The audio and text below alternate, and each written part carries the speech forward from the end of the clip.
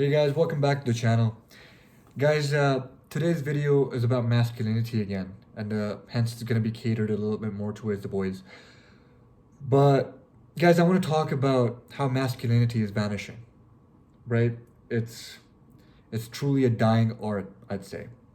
And you know, there's part of the reason why it's vanishing is because it's the society that's pushing it on us, right? It's pushing the fact that masculinity is bad, it's toxic, it's terrible. We should all get rid of masculine men, and men should be less masculine, and that would create a better world. Which, in my opinion, is completely incorrect, completely false. Because when times get bad, when worst comes to worst, you need masculine men around you.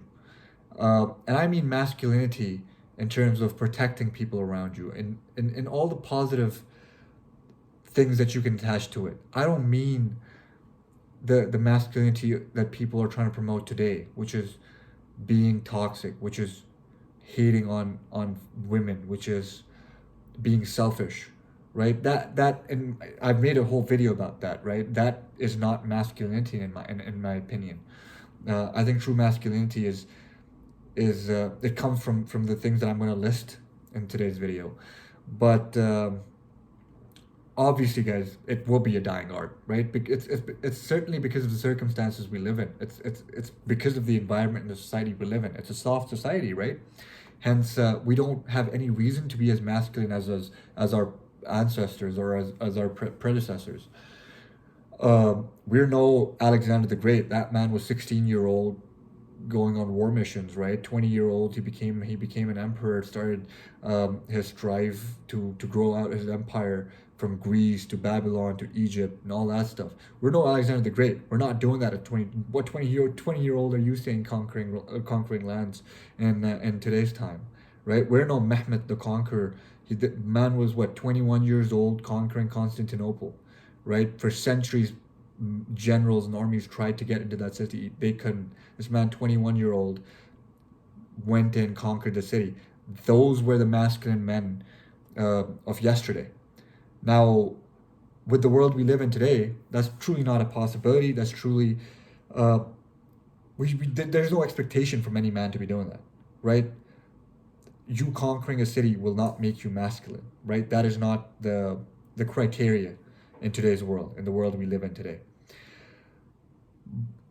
The criteria has actually come down because there's so few masculine men. You could literally be doing the bare minimum and getting away with being one of the most masculine human being on the planet, right? Because there are so few of the people that you can compete with. At the time when Alexander the Great was conquering, at the time when Mehmet was conquering, there were masculine men everywhere. So the standards of being masculine were higher, right? In today's time, guys, if you can do these six things, I think you are genuinely a rare breed. You're a rare breed because masculine men are rare breeds in today's society. Um, and I read a post on Instagram, I think, which outlined six of these points, and I made a note of them, and I wanted to compare myself to these 6 points as well, and I wanted to see where I stand, right? So we'll go through these 6 points, and I'll talk about where I stand in each one of them briefly, and then we can talk about why they make you a rare breed in today's time. Well, they'll be pretty self-explanatory when I go through them, right? So the first one is the person is strong. Now I added he is strong physically and mentally from myself, right? He's mentally resilient. He's physically strong. That's what a man should be to truly be masculine. That's one of the facets of it, right? If a man is not strong physically and mentally, he becomes extremely emotional in terms of when the going gets tough, right? And those men are dangerous. Emotional men are dangerous, right? Angry men are dangerous. We need men who have that anger in them, but they know how to control it too, right? They need to be strong mentally to be controlling that, but they also need to be physically intimidating. Where if someone wants to mess with them, they think 100 times before they do that.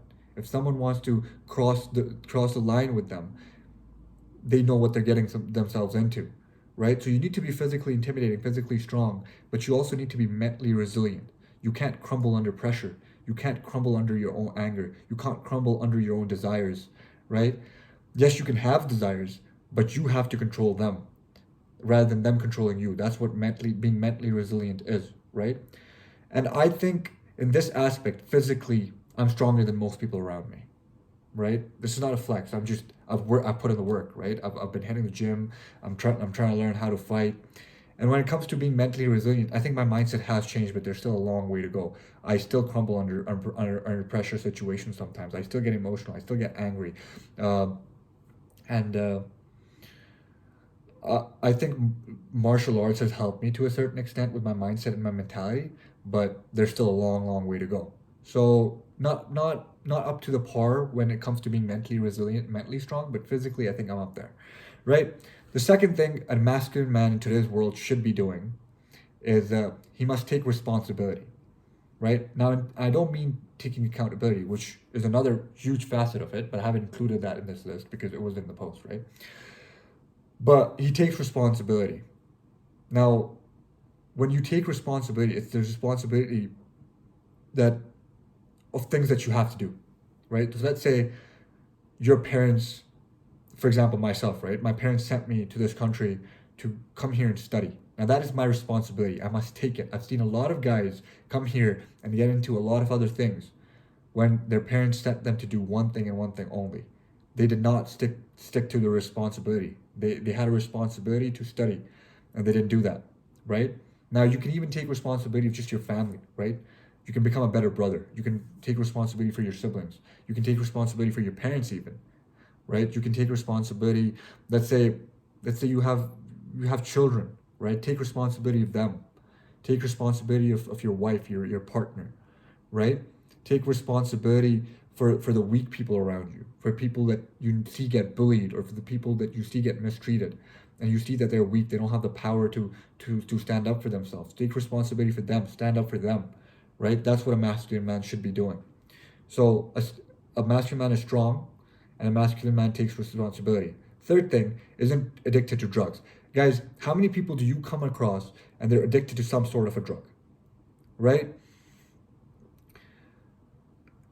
And there's a lot and lot of men who are doing drugs, who are smoking cigarettes, or addicted to vaping, or addicted to weed, or addicted to God knows what, right? All these substances that's polluting our society. So if you are a man who isn't doing drugs or isn't addicted to drugs, I think you've covered a huge facet of becoming more masculine, right? Because nothing controls you. You don't depend on anything to do certain things. You are your own man. You control your nafs. You control your inner self, right? So if you're not addicted to any drugs, you're good. When I talk about myself, I've never done a drug, so I can't be addicted to it, right? I think the only thing I'm addicted to is probably sugar, and I'm trying to cut that down too.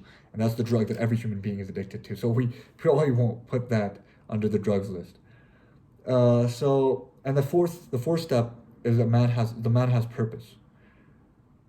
Guys, every man needs to find a purpose. I've talked about this in plenty of videos. Your purpose can be very, very small to begin with. Your purpose can just be, I need to build a good body. That's a purpose in itself, right? Your purpose could be, I need to fix my sleep schedule. For the time being, that could be your purpose.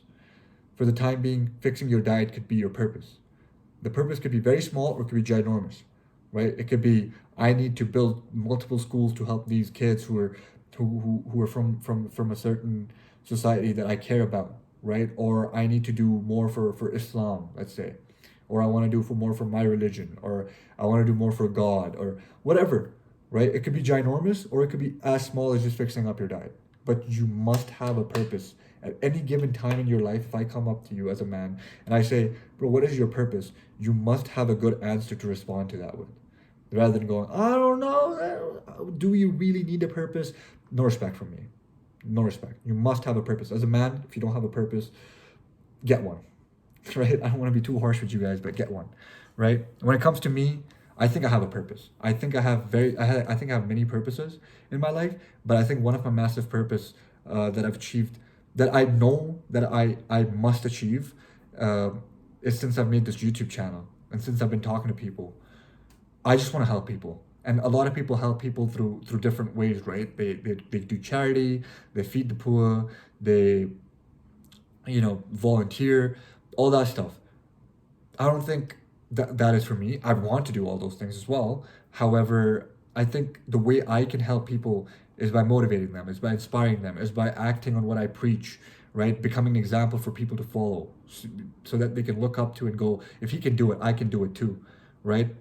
That's my purpose. Inspiring people, inspiring my younger self, making my younger self proud of me, making my future self proud of me, right? That is my purpose for now. And obviously, my purpose can change, right? Your purpose changes as you grow in your life. You achieve one purpose, and then you move on to the next. I've talked about this in prior videos. So the fourth step is a masculine man should have a purpose. The fifth one, he reads good books. Now these are self-help books for most part. You don't have to have a huge closet of it and gain nothing from them. Even if you're just reading one good book and you're reading it with all your attention and you're trying to grasp every bit of knowledge from that book, and it takes you 3-4 months to grasp and apply every single thing that you took from that book, that's good enough. But make the habit of reading, because that's the only way you will attain knowledge, or that's the best way to attain knowledge, I'd say, right? By reading books. So this is something I've gotten into lately. So I have a long way to go in this step, but again, I'm doing this, right? And that's the fifth thing, I think, according to the post that I mentioned prior, makes you a masculine man. And the sixth and the final thing is has adequate testosterone levels, right? He has good levels of T, and I think I have decent levels of T. I have a decent body. I do a lot of activity. I take a lot of steps to avoid decreasing my T levels. I take a lot of steps to increase my T levels. So I think I'm doing decent at this in this aspect too. Now, guys, if you're doing all these six things, or if you're aware of all these six things, you are a rare breed. I personally consider myself as a rare commodity, right, in this world. Because how many guys do you know with all these six things going for them? They're strong, they take responsibility, they're not addicted to drugs, they have a purpose, they read good books, and they have adequate levels of T's. Very, very few people, guys. I'd go as far to saying that only 10% of the world's male population, fits into this criteria. Probably less. I am being very, very generous with 10% as a number. I think there are even fewer people than I'm mentioning who have all these six things going for them. Which is why you become a rare commodity. I think I am a rare commodity in this world, because to a certain extent I am doing all these six things, right?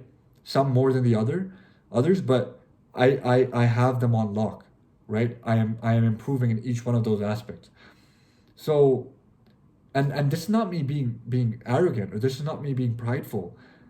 These are the choices that I've made, right? Every man has a choice to be strong or weak. Every man has a choice to take responsibility or not take responsibility. Every man has a choice to do the drugs and or not to do the drugs. Every man has a choice to find his purpose or not find his purpose. Every man has a choice to read the good books and not read the good books. Every man has a choice to increase his T levels or decrease his T levels. These are all choices that I'm making.